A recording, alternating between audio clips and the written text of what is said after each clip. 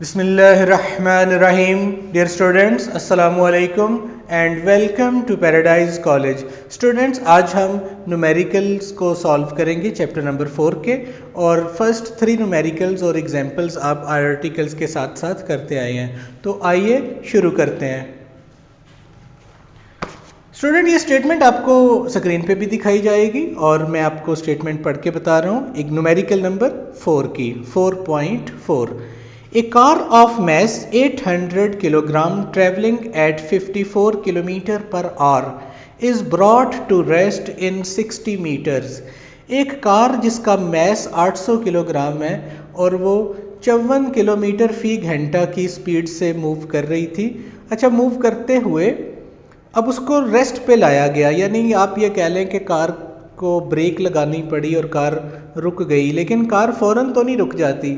तो उसको रेस्ट पे लाने के लिए जो फोर्स है वो आपको लगानी पड़ी और 60 मीटर्स डिस्टेंस के बाद वो रुकी, यानी फोर्स अप्लाई होने के बाद कार को रुकने में 60 मीटर्स का डिस्टेंस ट्रेवल करना पड़ा। तो बताइए वो एवरेज रिटार्डिंग फोर्स बताएं जो कार पर अप्लाई की गई और कार की ओरिजिनल काइनेटिक एनर्जी में क्या चेंज आया। आइए इसका डाटा लिखते हैं, फिर देखते हैं। Mass of car 800 kilogram, initial speed of car 54 kilometre per our. इसे कन्वर्ट करेंगे, किलोमीटर को मीटर में 1000 से मल्टीप्लाई और 1 घंटे में 3600 सेकेंड्स मीटर पर सेकेंड। स्टूडेंट्स, ये आपके पास आंसर आ रहा है 15 मीटर पर सेकेंड। अच्छा, कार जब रेस्ट पे आ गई तो यकीनन final speed of the car वो हो गई VF0, और इनिशियल से फाइनल स्पीड होने में उसने कितना डिस्टेंस ट्रेवल किया? Distance covered 60 metre. You have to find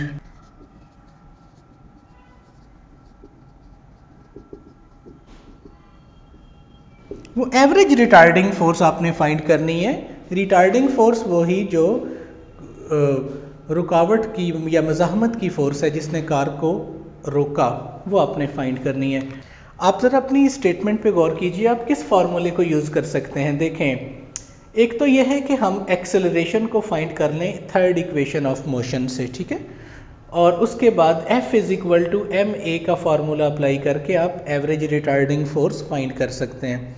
एक तरीका बेटा ये भी तो है कि आप वर्क एनर्जी प्रिंसिपल यूज़ कर लें। यस, आप उसको भी यूज़ कर सकते हैं। तो एक वर्क एनर्जी प्रिंसिपल से मैं सॉल्व करा देता हूँ और इक्वेशन ऑफ मोशन की मदद से आपने सॉल्व कर लेना है, ठीक है। आप देखेंगे रिजल्ट सेम आएगा। तो वी नो दैट कि mechanical work is equal to change in kinetic energy, और वर्क का की वैल्यू F × S और change in kinetic energy final kinetic energy minus initial kinetic energy. Final speed car की 0 है, ये फैक्टर ख़त्म हो जाएगा। F × S जो मैग्नीट्यूड है वर्क की, वो इक्वल है -12 mVI²। तो बताइए average retarding force -1/2 mVI²/S। Values को पुट करने, मैस है 800, VI है 15 और ऊपर स्क्वायर, और डिस्टेंस है 60। आप जब 15 का स्क्वायर लेंगे तो 225/120 यूनिट आ रहा है न्यूटन में। जब इसको सॉल्व करेंगे तो -1500 न्यूटन। ये माइनस का साइन क्या शो कर रहा है? हेयर।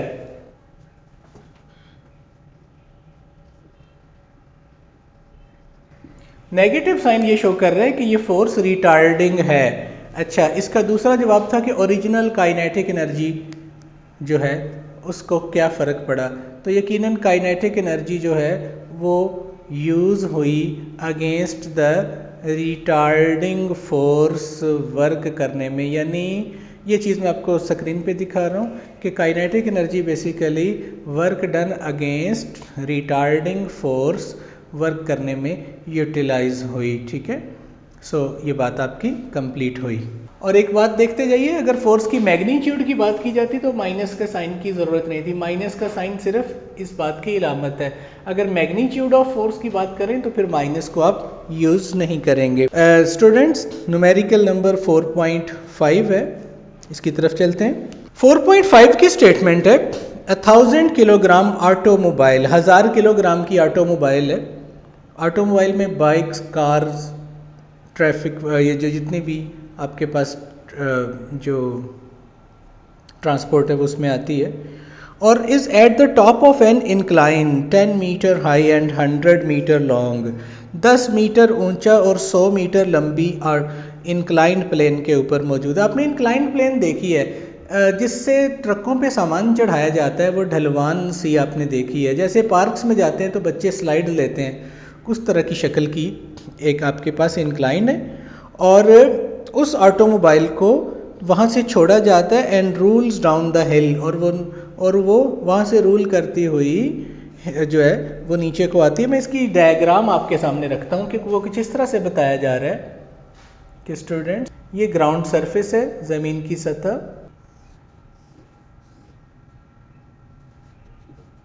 ए से बी तक हाइट है जो बुक में दी है 10 मीटर, और बी से सी तक लेंथ है, और लेंथ दी है 100 मीटर। ये एक ज़मीन की सतह के ऊपर बी से सी तक बेस है।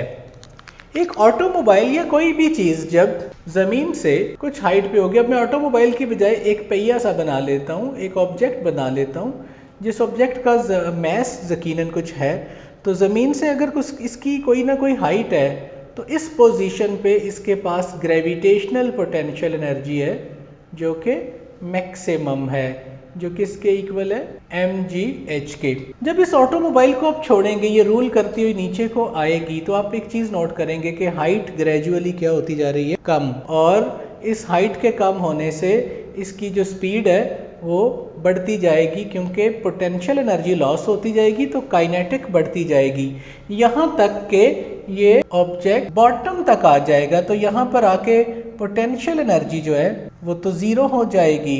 तो अंडरस्टूड है कि फिर बॉटम पे आके काइनेटिक एनर्जी क्या होगी, मैक्सिमम। तो बच्चों, हम ये देखेंगे कि ये काइनेटिक पोटेंशियल एनर्जी मैक्सिमम थी, यहाँ काइनेटिक एनर्जी मैक्सिमम है, लेकिन टोटल एनर्जी एक फॉर्म से दूसरी फॉर्म में तब कन्वर्ट होती है, मैकेनिकल एनर्जी, जब किसी किस्म का एनर्जी लॉस ना हो। लेकिन यहाँ पर ऐसा नहीं है। यहाँ पर क्या बताया जा रहा है, देखें, during the course of motion, जब ऑटोमोबाइल मूव कर रही थी नीचे की तरफ, तो इसके ऊपर एक फोर्स है जो लग रही है जिसका नाम है रिटार्डिंग फोर्स। यकीनन ये सरफेस फ्रिक्शन लेस नहीं है, तो एवरेज रिटार्डिंग फोर्स जो है वो इस ऑटोमोबाइल पे लग रही है, यानी इस सरफेस की इसके साथ जो फ्रिक्शन है वो यहाँ पे इंक्लूडेड है। सो कहने का मतलब है कि अब total potential energy kinetic energy में कन्वर्ट नहीं होगी, बल्कि उसमें से work done against the friction को आप माइनस करेंगे। मैं इस स्टेटमेंट को पहले पढ़ देता हूँ। 10 kilometre high and 100 metre long 1000 kilogram automobile is allowed to roll is released and rolls down the hill. What is its speed at the bottom of the incline? बताइए बॉटम पे इसकी स्पीड क्या होगी। हमने ये तो देखा कि बॉटम पे पोटेंशियल एनर्जी ज़ीरो और काइनेटिक मैक्सिमम होगी, लेकिन अगर average retarding force due to friction, ये फ्रिक्शन की वजह से जो एवरेज रिटार्डिंग फोर्स है उसकी वैल्यू 480 न्यूटन हो, ये रिटार्डिंग फोर्स मौजूद है फ्रिक्शन की वजह से, तो यकीनन अब पोटेंशियल एनर्जी में से हम उस वर्क को माइनस करेंगे जो फ्रिक्शन की वजह से हुआ, और फ्रिक्शन तो पूरी लेंथ के दौरान इन्वॉल्व है। ठीक है, यानी ऑटोमोबाइल यहाँ से यहाँ तक आ रहा है तो मुसलसल उस पर रिटार्डिंग फोर्स लग रही है, और इस रिटार्डिंग फोर्स की वजह से एनर्जी लॉस होगी। अब हम इसका डाटा लिख लेते हैं। ये डायग्राम आपके सामने है, डाटा मैं इसको बोर्ड के ऊपर लेके आता हूँ और उसके बाद इसकी कैलकुलेशन करते हैं। जी स्टूडेंट्स, आप प्लीज़ फोकस कीजिएगा। यहाँ पर गिवन दैट 4.5 के लिए मैं डाटा यहाँ लिख रहा हूँ।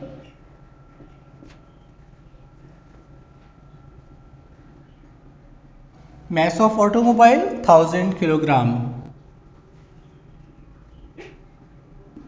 inclined plane की height that is small h 10 meter, length of inclined plane surface that is 100 metre. ये देख रहे हैं यहाँ से यहाँ तक 100 मीटर, और ऑटोमोबाइल ने यकीनन रिलीज होने के बाद 100 मीटर डिस्टेंस कवर करके टॉप से बॉटम जाना है। मजीद क्या है उसको भी देखिए।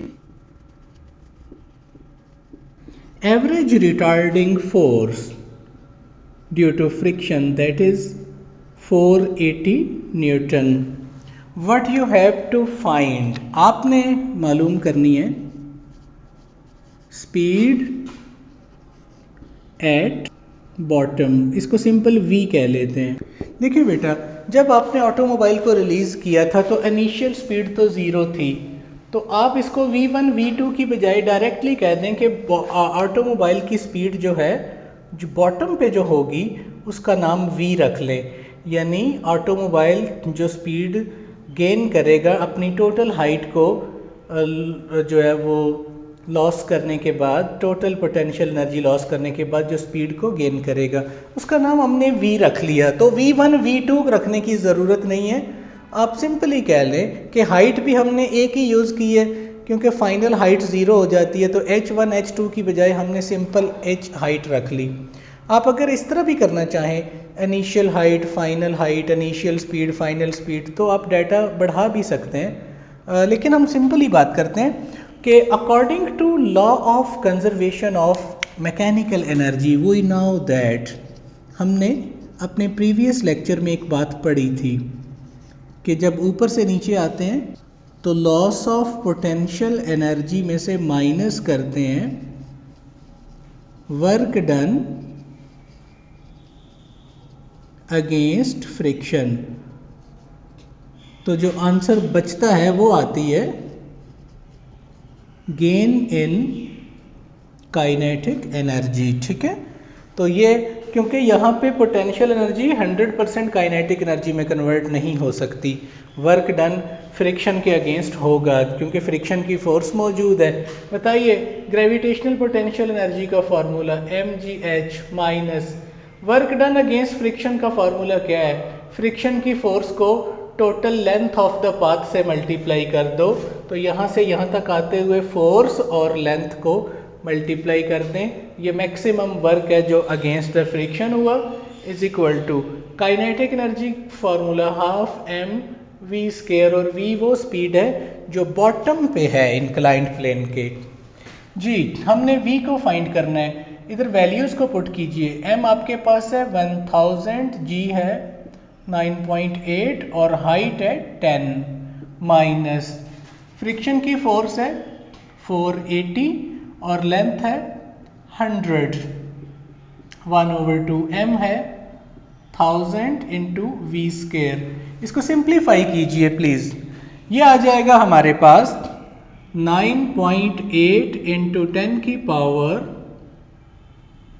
4 माइनस ये आ जाएगा 48000, 2 कैंसिल होगा 1000 के साथ, तो आपके पास 500 इंटू वी स्क्वायर, ये आ जाएगा 98,000। ठीक है, माइनस 48,500 वी स्क्वायर। 98,000 में से 48,000 को माइनस कीजिए तो 50,000 is equal to 500 v square. 500 को अगर डिवाइड कर दें तो वी स्क्वायर की वैल्यू आएगी 100, तो v आ जाएगा आपके पास 10 यूनिट मीटर पर सेकंड, तो speed at bottom 10 metre per second होगी। ठीक है, हेंस द रिक्वायर्ड। अब मैं एक छोटी सी बात आपसे पूछता हूँ, कॉमन सेंस का सवाल है, अगर हम यहाँ पे रिटार्डिंग फोर्स को इग्नोर कर देते तो स्पीड 10 मीटर पर सेकंड होनी थी या इससे ज़्यादा होनी थी या इससे कम होनी थी, इसका आंसर आप करेंगे। ठीक है, कॉमन सेंस की बात है। अगर रिटार्डिंग फोर्स इन्वॉल्व ना हो तो क्या अब स्पीड जो है वो 10 ही बनेगी या 10 से ज़्यादा या कम, इसका आंसर आपने करना है।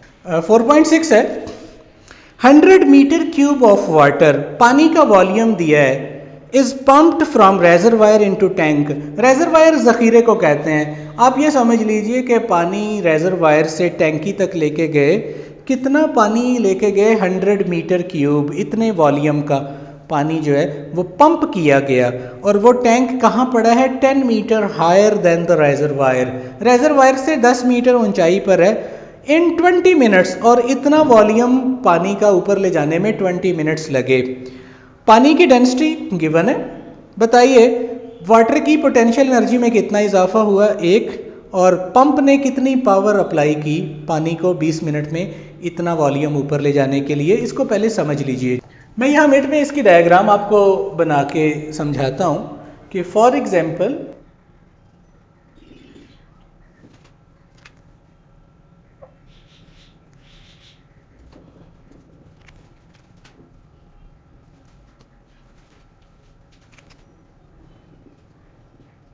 पानी का रेजरवायर, दिस इज टैंक, और पानी का जो टैंक है वो 10 मीटर हाइट पर है, और यकीनन पानी रेजरवायर से टैंक तक बगैर किसी मोटर के नहीं गया, तो यकीनन एक पाइप लगाया जिस पाइप ने पानी को फिल किया, और मोटर ने पावर सप्लाई करते हुए इतनी ऊंचाई तक वाटर को पहुंचाया।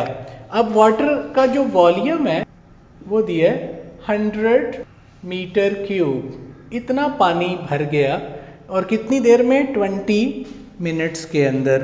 बताइए पानी ने कितनी पोटेंशियल एनर्जी गेन की। यकीनन पोटेंशियल एनर्जी कब गेन होती है, जब work done against the force होता है, तो ग्रेविटेशनल फोर्स के अगेंस्ट वर्क हुआ तो ग्रेविटेशनल पोटेंशियल एनर्जी वाटर ने गेन की। ठीक है, अगर इसी पानी को अब कोई पाइप लगा के नीचे को करें तो वही पानी अपनी पोटेंशियल एनर्जी को यूज़ करता हुआ नीचे को आएगा, काइनेटिक एनर्जी गेन करता हुआ।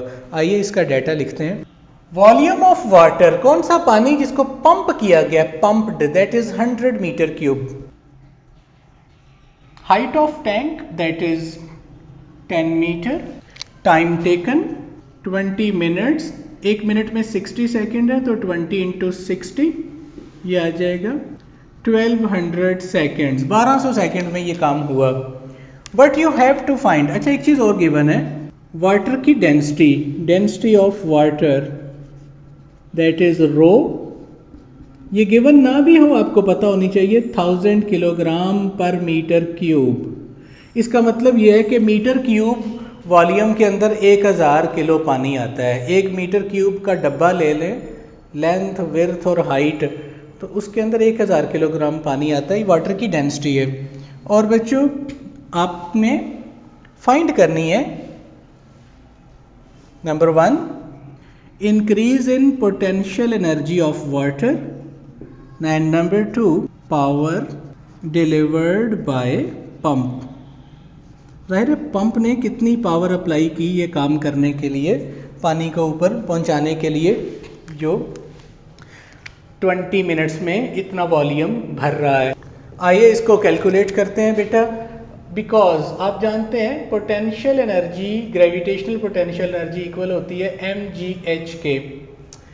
यहाँ पे गौर कीजिएगा प्लीज़ कि मैस तो गिवन नहीं है, लेकिन हमें इतना पता है कि डेंसिटी जो है वो इक्वल होती है मैस पर यूनिट वॉल्यूम के। तो मैस किसके इक्वल है, डेंसिटी मल्टीप्लाइड बाय वॉल्यूम। तो मैस के फैक्टर को सब्स्टिट्यूट कर दीजिए, putting in equation 1। So gain in gravitational potential energy m की बजाय आ जाएगा डेंसिटी इंटू वॉल्यूम इंटू जी इंटू एच। तो चारों फैक्टर्स को पुट करें, डेंसिटी है हमारे पास 1000, वॉल्यूम है 100, जी है 9.8 और हाइट कितनी है, हाइट है 10। आप इसको पावर ऑफ 10 में ले जाइए तो बच्चों रिजल्ट आएगा 9.8 इंटू 10 की power 6 जॉल। That is gain in potential energy, means के वाटर इतनी हाइट तक जाते हुए इतनी पोटेंशियल एनर्जी गेन करेगा। और आपको एक बात बताई थी, gain in potential energy basically work done against the field के इक्वल होती है। ये हम इसलिए बता रहे हैं कि अगला हमारा जो पार्ट है उसमें पंप की पावर आपने फाइंड करनी है। तो सेकंड पार्ट में you have to find power delivered by pump. Power का फॉर्मूला आप जानते हैं, रेट ऑफ डूइंग वर्क, कितना वर्क किया पंप ने कितने टाइम में। तो क्या हम पंप का वर्क अलग से फाइंड करें? बिल्कुल नहीं, क्योंकि जितनी पोटेंशियल एनर्जी वाटर ने गेन की है वो दरअसल उस वर्क के बराबर है जो पंप ने किया अगेंस्ट द ग्रेविटी। ठीक है, तो ग्रेविटी के अगेंस्ट जो पंप ने वर्क किया वो दरअसल गेन इन पोटेंशियल एनर्जी है। और पोटेंशियल एनर्जी की वैल्यू आप जानते हैं mgh जो हमारे पास है। अब बताइए पावर डिलीवर्ड किसके इक्वल आएगी? वर्क की वैल्यू आ जाएगी जो हमारे पास है पोटेंशियल एनर्जी में गेन 9.8 इंटू 10 की पावर 6 और टाइम कितना लगा 1200 सेकेंड्स। आप ऐसे कीजिए 9.8 को 12 पे डिवाइड कर लीजिए, 10 की पावर आ जाएगी 4। इसको सिंप्लीफाई करते हैं तो हमारा आंसर वाट। आप अगर इसे किलो वाट में कन्वर्ट करते हैं तो 1000 पे डिवाइड करेंगे। जब 1000 पे डिवाइड करेंगे तो राउंड ऑफ होके 8.2 किलो वाट आ जाएगा। That is power delivered, hence the required. Students 4.7 है फोर्स, ब्रैकेट में लिखा है thrust. 400 Newton is required to overcome air friction and air resistance in propelling an automobile 80 kilometre per hour. Statement सुन लीजिए, car के engine को 400 Newton force लगानी पड़ती है, किस लिए? रोड फ्रिक्शन और एयर फ्रिक्शन के अगेंस्ट कार को यूनिफॉर्म स्पीड से चलाने के लिए। बात को गौर से सुनिएगा, कार की वेलोसिटी कब यूनिफॉर्म होगी? जब टोटल फोर्स ज़ीरो होगी। तो इंजन 400 न्यूटन फोर्स लगा रहा है ताकि एयर फ्रिक्शन और रोड फ्रिक्शन के अगेंस्ट कार यूनिफॉर्म वेलोसिटी से प्रोपेल कर सके। बताइए इस केस में कितनी इंजन पावर अप्लाई कर रहा है, और वो बतानी है किलोवाट में। What power in kilowatt must the engine develop. ये स्टेटमेंट आपको स्क्रीन पे दिखा दी गई है। और अब बच्चों इसका डाटा हम लिखते हैं। Force applied by engine, force of thrust 400 Newton. Automobile की स्पीड है 80 किलोमीटर पर आवर जो कि कांस्टेंट है। तो कॉमन सेंस है, फोर्स लगने पर स्पीड क्यों कांस्टेंट है? तो आप कहेंगे कि ये वो फोर्स है जो इंजन अप्लाई कर रहा है, और ये फोर्स बैलेंस हो रही है फ्रिक्शन और रोड फ्रिक्शन और एयर फ्रिक्शन के अगेंस्ट। ठीक है, तो वाकई कार को इतनी स्पीड मेंटेन करने के लिए इंजन को इतनी फोर्स लगानी पड़ रही है, लेकिन टोटल फोर्स ज़ीरो है। ये बात आपके सेंस में आनी चाहिए। टोटल फोर्स क्यों ज़ीरो है? क्योंकि एयर फ्रिक्शन और रोड फ्रिक्शन की फोर्सेस इस फोर्स को बैलेंस कर रही हैं। अगर टोटल फोर्स ज़ीरो ना होती तो कभी भी स्पीड ऑटोमोबाइल की कांस्टेंट नहीं रह सकती। ये बात आपको न्यूटन्स लॉ में बताई थी। अब 80 किलोमीटर पर आवर को आप कन्वर्ट करेंगे मीटर पर सेकंड में, multiplied by 1000 and divided by 3600, 22.2 metre per second. तो आपने बताना है power supplied by engine. Engine कितनी पावर डिलीवर कर रहा है, सप्लाई कर रहा है। देखें बच्चों, कार का इंजन मुसलसल फोर्स लगा रहा है और ये उसकी यूनिफॉर्म वेलोसिटी है। सो आप जानते हैं कि कार का इंजन जिस तरफ फोर्स लगा रहा है कार की वेलोसिटी उसी तरफ है। सो आपको याद है इंस्टेंटेनियस पावर का एक फार्मूला पढ़ा था कि इंस्टेंटेनियस पावर बराबर होती है F डॉट वी, फोर्स और वेलोसिटी के डॉट प्रोडक्ट के। जब डॉट को ओपन करेंगे तो cos 0 1 के इक्वल आएगा, क्योंकि फोर्स और वेलोसिटी पैरेलल है।